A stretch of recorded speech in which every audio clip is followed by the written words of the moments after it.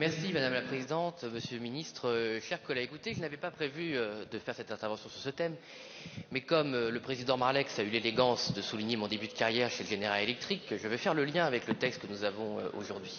Je le remercie d'ailleurs dans son inélégance d'avoir confirmé ce que j'ai toujours dit, à savoir que le démantèlement d'Alstom a effectivement commencé quand je me retrouvais chez General Electric avant 2012 et pas après.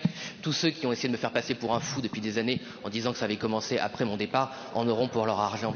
Ce que je voulais dire, c'est qu'effectivement, je suis peut-être une des personnes les mieux placées pour savoir ce que peut faire une multinationale américaine quand elle veut attenter aux intérêts d'un pays souverain comme la France, y compris dans son cœur, y compris dans sa souveraineté énergétique. Je sais à quel point une multinationale américaine peut acheter des intérêts français. Je sais à quel point ils peuvent acheter des hauts fonctionnaires, à quel point ils peuvent acheter des groupes politiques, y compris le vôtre, Monsieur Marlex, puisqu'il a fallu 5 ans et que Monsieur Guémard disparaisse de votre groupe pour que la commission, j'ai pas dit que c'était votre faute, j'ai dit que c'était l'UMP, pour que, au bout de 5 ans, l'UMP puisse enfin déclencher cette commission qu'elle ne pouvait pas quand le mari de Monsieur Guémard était dans votre groupe. Je sais tout ce que peut faire une multinationale américaine. Je sais qu'elle peut même acheter des fonctionnaires dans les cabinets ministériels. Vous pouvez être reçu par le cabinet de Monsieur Montebourg, amener des documents au cabinet de Monsieur Montebourg, et ces documents disparaissent dans les couloirs de Bercy, et la personne qui vous a reçu devient quelques années après un banquier d'affaires dans une banque américaine, sans que cela ne pose de problème à personne, sans que des problèmes déontologiques soient posés à personne. Et quelques années après, quand vous pouvez demander aux personnes en charge de la déontologie pourquoi ils ont accepté que cette personne qui était en charge de la défense d'Alstom soit nommée dans une banque américaine qui a gagné de l'argent sur le démantèlement d'Alstom, on vous dit que tout était normal, que tout ça est du passé, qu'on ne va pas quand même revenir sur le passé, qu'on ne va quand même pas laver le linge sale de la France devant les Français. Eh bien moi je laverai toujours le linge sale de la France et des élites françaises devant les Français, car ils méritent la vérité. Et peut-être qu'un jour nous aurons la vérité d'Alstom. Peut-être qu'un jour le parquet national financier pourra établir si oui ou non M. Macron a été un agent des États-Unis pour vendre Alstom, a été un agent pour l'équiger technique à l'affaire. Peut-être qu'on le saura, peut-être qu'on le saura.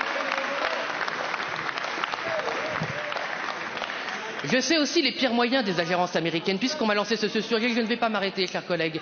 Je sais aussi que vous pouvez rentrer chez vous un soir et que votre appartement a été visité par des forces mystérieuses. Je sais que vous pouvez rentrer chez vous une deuxième fois un soir et que votre appartement a encore été visité par des forces mystérieuses, que vos documents ont disparu, que vos ordinateurs ont disparu, mais que votre argent est resté là, que tout ce qui a de la valeur de votre argent est resté là. Et quand vous allez voir la police, on vous dit mais c'est sans doute des gitans qui sont passés dans votre appartement. Bien sûr, les gitans qui ont fait un feu de joie avec les documents que vous pouviez avoir. Je sais aussi qu'est-ce que ça peut faire, et mon collègue Thomas Ménager est là derrière moi, c'est lui qui m'a récupéré, qu'un soir, non mais ça peut vous intéresser peut-être, car c'est la vérité, chers collègues, qu'un soir, vous quittez le travail à 22 h un samedi soir, et puis vous êtes pris dans une rue sombre, vous êtes agressé au couteau, vous êtes mis à terre, quelqu'un qui parle anglais vous enfonce sa lame dans la paupière en vous disant que si vous allez voir la police, il va vous tuer. Et voilà, ça vous fait rire? Ça vous fait rire? C'est ce qui m'est arrivé.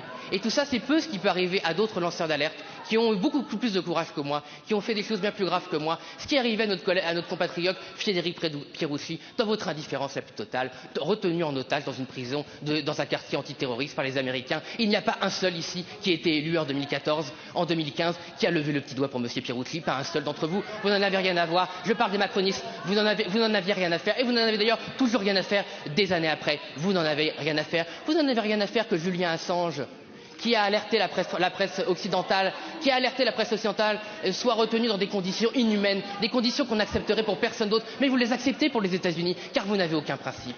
Vous passez votre temps à parler des ingérences étrangères, vous vous fichez bien du pouvoir du Qatar, vous vous fichez bien du pouvoir de l'Arabie Saoudite. Oui, bien sûr, la Russie est un régime autoritaire, mais qu'est-ce que le régime saoudien? Un régime qui condamne à mort en crucifiant les gens et leur coupant la tête. Vous trouvez ça formidable? Vous trouvez que ça mérite de faire un selfie avec le prince dirigeant de l'Arabie Saoudite? C'est ça vos principes? Vous n'en avez aucun.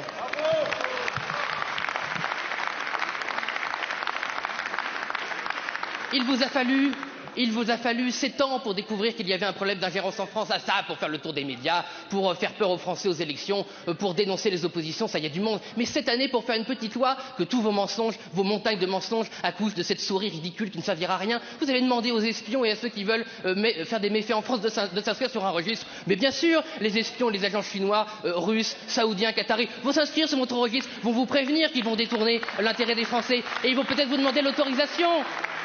Peut-être vous demander l'autorisation.